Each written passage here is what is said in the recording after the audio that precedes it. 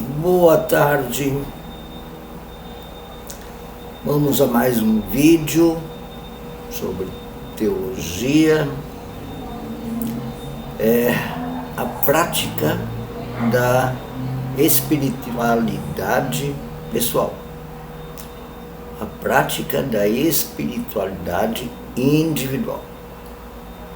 Pode também ser dito pessoal, mas eu quero realmente falar da individualidade, da espiritualidade individual. Cada pessoa consigo mesmo. A pessoal pode ser aquela espiritualidade que você tem dentro do conjunto da sua comunidade religiosa. A prática, o modo de viver, fazer a sua espiritualidade pessoal, individual, que também é pessoal. Em primeiro lugar, quero dizer que eu não estou aqui para julgar nenhum tipo de prática ou de não prática. E nem posso dizer o que é certo ou errado. Eu quero tentar colaborar um pouquinho para que a gente fale sobre isso, se torne consciente, inclusive da própria prática individual. Talvez você tenha uma e nem saiba. Talvez você tenha uma e não se sinta satisfeito. E talvez você tenha uma que está consciente e você está muito satisfeito.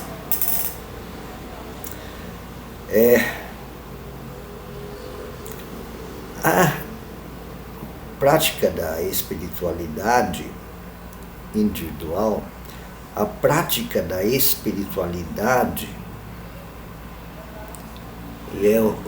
do jeito que mais acontece, sempre é ligado a uma religião.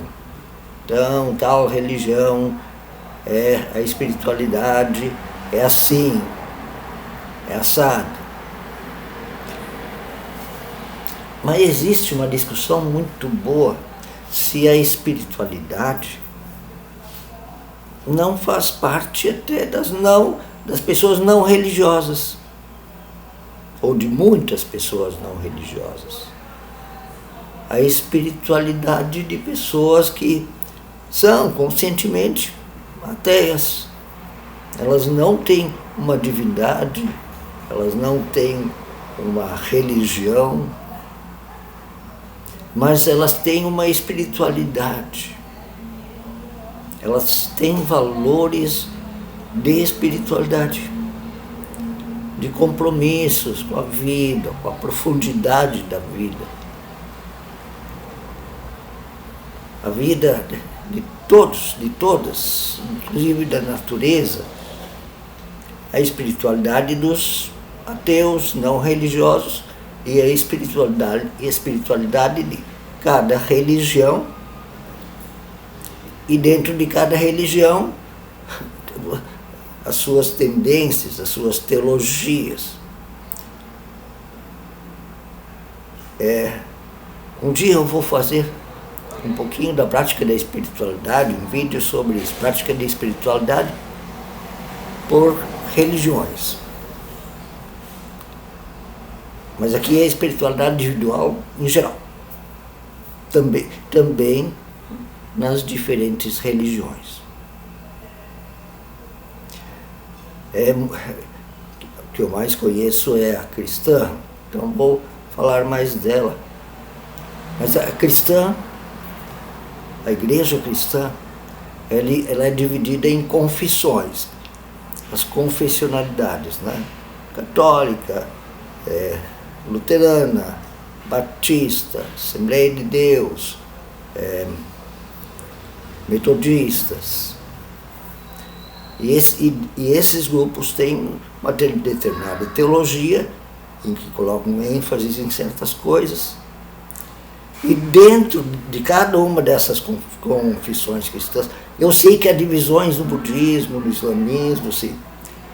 E dentro dessas divisões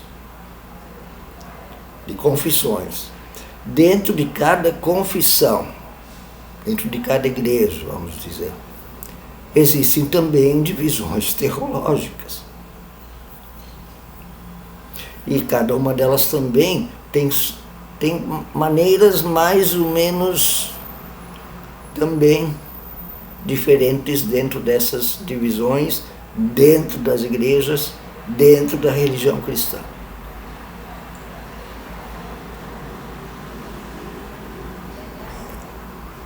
E não há problema nisso. Umas ajudam as outras, às vezes, ou se combatem, infelizmente.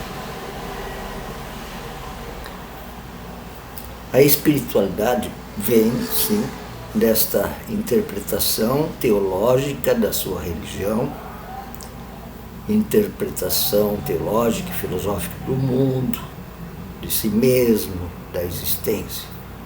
Isso também determina a prática da espiritualidade individual.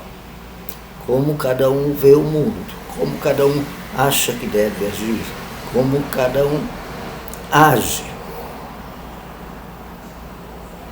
É uma consequência da religião, dos grupos religiosos, mas é algo que você constrói em casa, onde você acha. Eu tenho o meu jeito de fazer a minha espiritualidade individual. E outros têm a sua. Inclusive pessoas bem próximas, às vezes. E a gente pode, ou deve até se ajudar. Quer fazer a minha espiritualidade comigo hoje? Eu posso te sugerir uma coisa? Claro, por que não? Eu vou expor um pouquinho da minha, tá? Quem sabe vocês um dia ou escrevem aí embaixo como é que vocês fazem. Eu tenho assim para mim 4 pontos claros que eu tento abranger dentro da minha espiritualidade. Pontos. Ainda não é um método, tá? Pontos. O método para cada um deles até vai ter o seu método. Ponto 1. Reflexão. Lá de uma espiritualidade luterana, ali do centro-norte da Europa, tinha o grupo pietista. Eles eram muito atentos na leitura da Bíblia. De lá vem as senhas diárias. Eu faço todo dia de manhã isso e faço um vídeo sobre isso. São versículos, textos bíblicos e uma oração para cada dia. Isso era uma prática individual da espiritualidade, ou também dos pequenos núcleos, a família, pequenas comunidades. Mas para todos era também uma prática individual. Ouvir os textos, fazer uma oração. E aí podiam até conversar sobre eles, ou estudar a Bíblia, sim. É a prática da reflexão, que é também um momento de espiritualidade. Mas a reflexão não é a meditação. Reflexão não é meditação. Meditação é aquele momento em que você já leu, já cantou, já orou.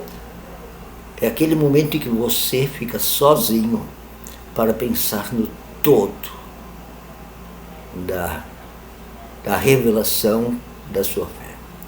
E não pensar, não para entender, mas para sentir.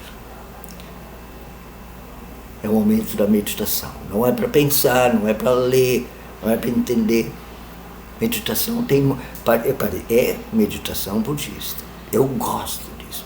Mas não faço isso diariamente, não. Para isso eu preciso umas regrinhas, tá? Que eu já vou explicar. É o momento da oração. A oração para mim é que nem dançar. Se a música for boa, eu danço, de qualquer jeito. E a oração eu faço em qualquer lugar. E às vezes também preciso me retirar um pouquinho e orar mais pesado. Assim. Não que eu acho que vai acontecer milagre, mas é a maneira de eu falar sobre minhas dores.